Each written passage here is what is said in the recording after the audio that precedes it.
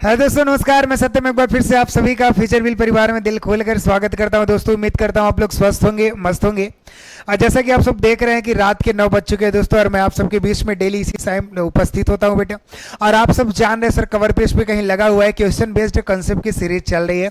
और इसमें कहीं ना कहीं टॉपिक आप देखिएगा कंडीशनल सेंटेंस लगा हुआ है मेरे दोस्त। बीस लेवल 2 यानी सीरीज 2 लगा हुआ है। लेवल 1 अच्छे तरीके से हम लोगों ने बखूबी एक्सप्लेनेशन कर लीजिए, ये कह लीजिए पोस्टमार्टम हो चुका है लेवल 1 का। लेवल 2 आपके बीच में आ चुके हैं दोस्तों। मैंने लेवल 1 में आपने देखा कि sir filling the blanks type के क्वेश्चन लेकर आए थे। और प्रश्न किस किस अकॉर्डिंग बनते हैं बेटा, filling the blanks, spot the error या सेंटेंस इंप्रूवमेंट। तो तीनों टॉपिक बेटा होना चाहिए, कवर होना चाहिए, ठीक है ना। तो आज लेवल 2 में वही हम देखने वाले हैं दोस्तों। मैंने आपको पहले ही बताया है। इसके पहले आपने देखा टाइम एंड टेंस का बखूबी एक्सप्लेनेशन हुआ सर, क्वेश्चन बेस्ड कॉन्सेप्ट हुआ।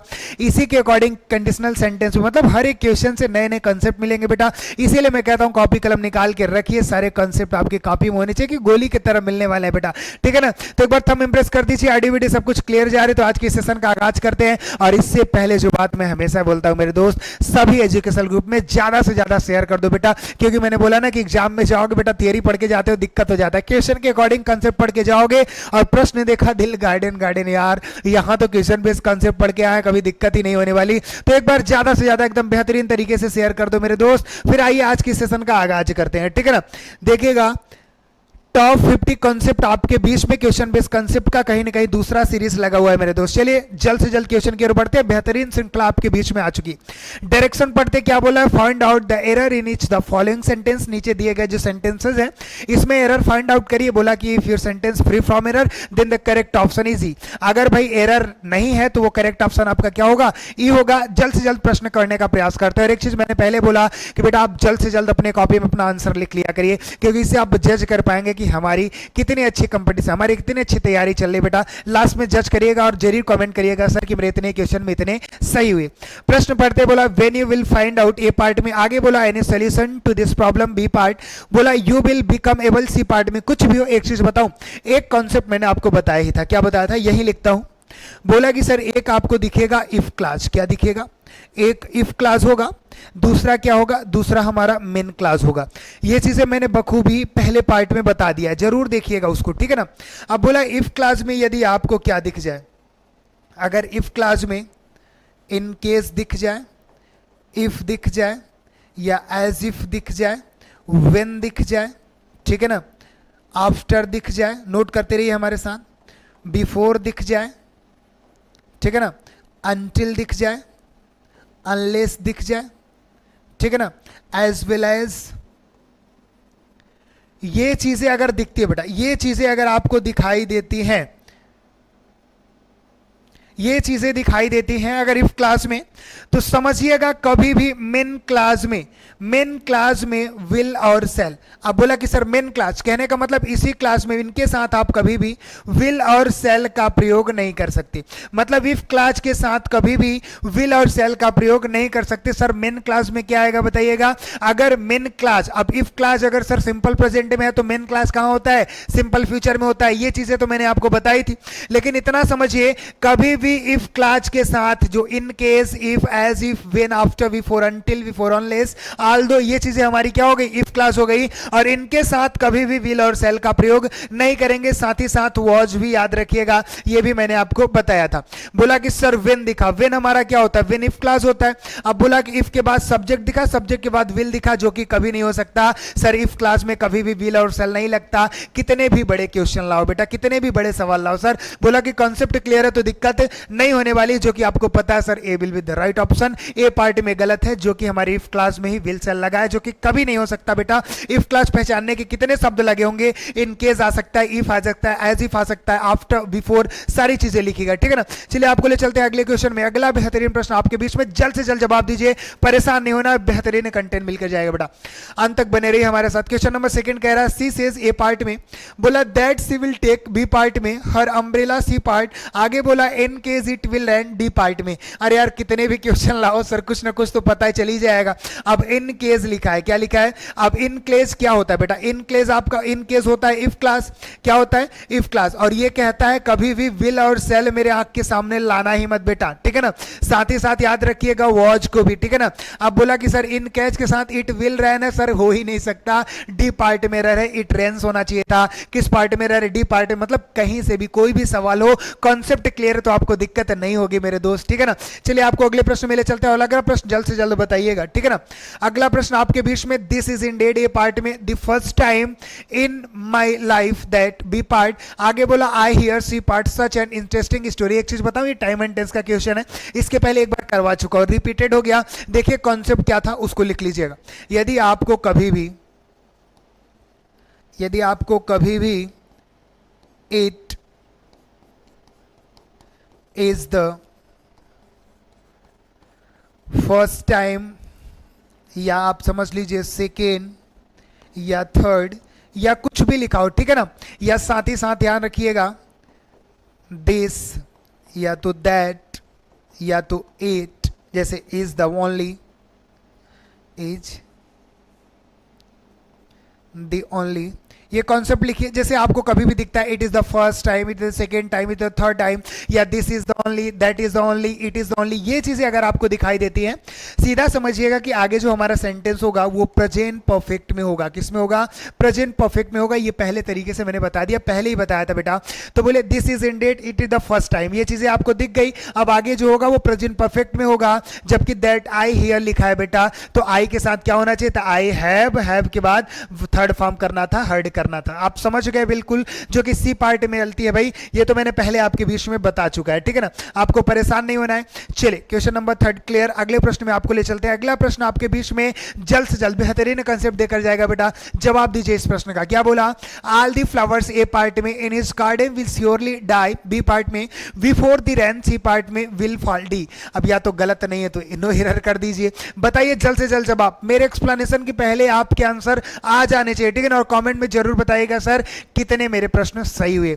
अब एक चीज बताऊं, मैंने आपको बताया था कि यदि आपको आफ्टर भी दिख रहा है ना, ये कलर देख लेता हूं, बिल्कुल दिख रहा है बेटा, आफ्टर और बिफोर, अगर ये भी दिखता है बेटा, क्या क्या थे फिर से लिख देता हूं। इन केस याद रखिएगा, यदि आपको इफ दिखता है, यदि आपको एज इफ दिखता है, यदि आपको व्हेन दिखता है मेरे भाई, यदि आपको ऑल्दो दिखता है, ठीक है ना, यदि आपको एज वेल एज दिखता है, ठीक है ना, ये चीजें यदि आपको दिखती हैं तो इनके साथ आप कभी भी विल और सेल का प्रयोग नहीं कर सकते। इनके आंख के सामने बिल्कुल नहीं ला सकते आप विल और सेल को। बताइए बिफोर यहां लगा है बेटा, बिफोर द रेंस, उसके बाद विल फॉल यहां लगा है, तो अगर बिफोर है तो ये कभी नहीं आ सकता सर, रिएक्शन हो जाएगा, मतलब बिफोर के साथ ये कभी भी नहीं आएगा। तो आप बताइए मुझे क्या होना चाहिए था वहां पे?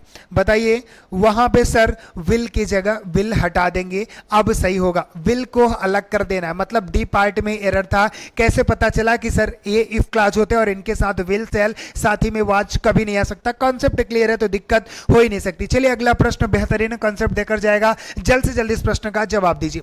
बोला it is about time you have taken, B part में आगे बोला योर चिल्ड्रेन, सी पार्ट आगे टू स्कूल, डी, उसके बाद नो एरर। बताइए जल्द से जल्द जवाब, तब तक मैं कुछ कॉन्सेप्ट लिखता हूं, नोट करिएगा। It is the time, sorry, it is time, या आपको इट इज अबाउट टाइम, या आपको दिख जाए इट इज हाई टाइम, ठीक है ना। हमेशा इनके साथ ध्यान रखना, it is time, it is about time, it is high time, अगर ये सेंटेंस में कहीं भी दिखते हैं तो ध्यान रखना इनके बाद जो वर्ब आएगी बेटा वो V2 में आएगी, दिमाग में डाल लो, बस इतनी चीजें याद रखनी है। It is time, it is high time, it is about time दिखता है तो आंख बंद करेंगे, आगे वर्ब की सेकंड फॉर्म लगाएंगे। बोला इट इज अबाउट टाइम और इसके बाद यू हैव टेकन दिखा है भाई, इट इज अबाउट टाइम अगर दिख गया तो सर ने बताया था आंख बंद करना है और V2 लगाना, और V2 किसी भी वर्ब के साथ नहीं आती, तो इस टेकन को क्या कर देना होगा, टुक कर देना होगा, आगे हैव हटा देना होगा, यू टुक बी पार्ट में होगा, your children to school no error. तो समझ में आ गया सर किस पार्ट में एरर है, बी पार्ट में एरर है। कभी भी आपको it is time, it is about time, it is high time दिखता है तो आंख बंद करना, बोलना, इसके बाद वर्ब की सेकंड फॉर्म आएगी। बेटा क्लियर हो कि नहीं, एक बार अच्छे से स्क्रीनशॉट कर लीजिए, बहुत मजा आने वाला है आपको, ठीक है ना। चलिए बने रहिए, अगले प्रश्न का जवाब दीजिए जल्द से जल्द, और इसको कोई गलत नहीं करेगा। अगर हमारे कॉन्सेप्ट आपको समझ में आए होंगे तो गलत नहीं हो सकते। क्वेश्चन नंबर 6 क्या बोला, if her grandfather A part में would have lived 3 more days, B part में he would have been 100 years old, C part में बोला, उसके बाद बोला नो एरर। देखो एक चीज बताओ, कॉन्सेप्ट समझने का प्रयास किया करो। एक चीज मैंने लिख दिया, इफ क्लास लिख दिया, क्या लिख दिया, इफ क्लास लिख दिया। एक तरफ मैंने लिखा इफ क्लास और इधर आपका आ गया मेन क्लास, क्या आ गया, मेन क्लास, ठीक है ना। अब कॉन्सेप्ट समझने का प्रयास करिए कि सर कभी भी अगर इफ क्लास और इधर हो गया मेन क्लास, मैंने बुलाना था, दिक्कत क्या होता है, इफ क्लास को देखकर आप मेन क्लास को सही कर सकते हो, मेन क्लास को देखकर आप इफ क्लास को सही कर सकते हो। अब इफ क्लास में दिक्कत क्या है सर, अगर मेन क्लास में आपका देखो ये सब्जेक्ट हो गया, ये हमारा मेन क्लास है, कॉमा लग गया, इसके बाद ये आ गया तो मेन क्लास हो गया। अगर मेन क्लास में बेटा सब्जेक्ट के साथ क्या लगा है, वुड लगा है, वुड के साथ हैव लगा है, क्या लगा है, वुड के साथ हैव, और हैव के साथ थर्ड फॉर्म मतलब V3 भी लगा है, ठीक है ना।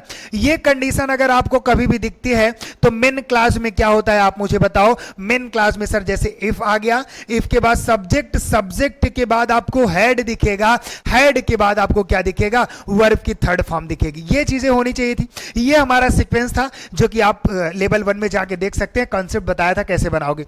तो अगर ये चीजें है बेटा तो आपके मेन इफ क्लास में क्या होने चाहिए थे, इफ क्लास में सब्जेक्ट होना चाहिए था। अगर इफ दिखा, सब्जेक्ट दिखा आपका, और इसके बाद आपको क्या करना था भाई, वुड हैव के जगह पे आपको हैड करना था, और हैड के बाद देखिए वर्ब की थर्ड फॉर्म लगी है। ये कंडीशन, ये सीक्वेंस आपकी बननी चाहिए थी इफ क्लास में, जो कि क्या होना चाहिए था सर, वुड हैव की जगह हैड होना चाहिए था, जो कि हमारे बी पार्ट में है। तो करेक्ट ऑप्शन आपको मिल गया होगा सर। इस कॉन्सेप्ट से मैं बोलता हूं आपको समझने का, समझ करिए कि इफ क्लास दिया तो मेन क्लास के अकॉर्डिंग देख लेंगे, मेन क्लास दिया तो इफ क्लास के अकॉर्डिंग देंगे, और सारे कॉन्सेप्ट मैंने लेवल 1 में बता दिया। बेटा परेशान नहीं होना है, बताओ समझ में आया कि नहीं, आंसर कर पा रहे हो कि नहीं बेटा, एक बार हम इंप्रेस करिएगा। चलिए आपको अगले प्रश्न में ले चलते हैं। अगला बेहतरीन प्रश्न आपके बीच में है, जल्द से जल्द प्रश्न का जवाब दो यार, कुछ करना नहीं है इसमें। अब बोला सर ऐसे प्रश्न आ जाते हैं ना कि जो कॉन्सेप्ट एकदम मुंह पे है तो उसमें क्यों रुकना भाई। क्या बोला है, the train will not start A part में until the god B part में विल ब्लो द विस्टल। एक चीज बताऊं भाई, अंटिल दिखा मुझे मतलब ही नहीं है। कुछ बच्चे ऐसे होते हैं ना कि उनकी हिंदी भी नहीं पता होती, मत पता करो बेटा, आंसर तो सही करो बेटा। जाना एग्जाम में क्या करना है, आंसर सही करना है। अब बोला अंटिल दिख गया, अंटिल दिखा तो इफ क्लास मैंने बोला, और इसके साथ कभी भी विल सेल नहीं लगाओगे तो अंटिल द गॉड, उसके बाद विल ब्लो क्यों आया भाई, ये बिल्कुल गलत, यानी सर सी पार्ट में एरर है। बताओ समझ रहे हो कि नहीं। अब इन सब प्रश्न में यार समय लगाओगे, हो ही नहीं सकता। अगर सत्यम सर के कॉन्सेप्ट आपके बीच में है तो प्रश्नों में यार समय लगाओ, उड़ा दो। और मैंने बोला ना एग्जाम में मेरा चेहरा आपको जरूर याद आएगा बेटा।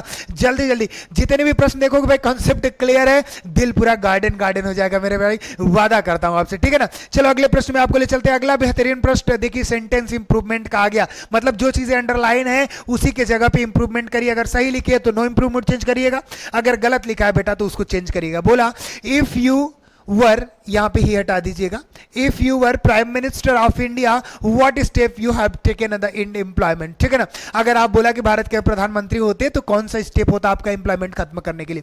अब इस प्रश्न को देखिएगा, वुड यू हैव टेकन। एक चीज बताऊं, उसी कॉन्सेप्ट पे आओ। अगर मैंने बोला इफ क्लास है तो इफ सब्जेक्ट, उसके बाद जो चीजें होती होंगी, मैंने देखा अगर यहां पे वर लगा है, क्या लगा है, अगर यहां पे वर लगा है, इस प्रश्न को देखिएगा, अगर यहां पे वर लगा है, एक काम करता हूं जरा ध्यान दीजिएगा, इस विल को और वुड में चेंज कर देते हैं थोड़ा।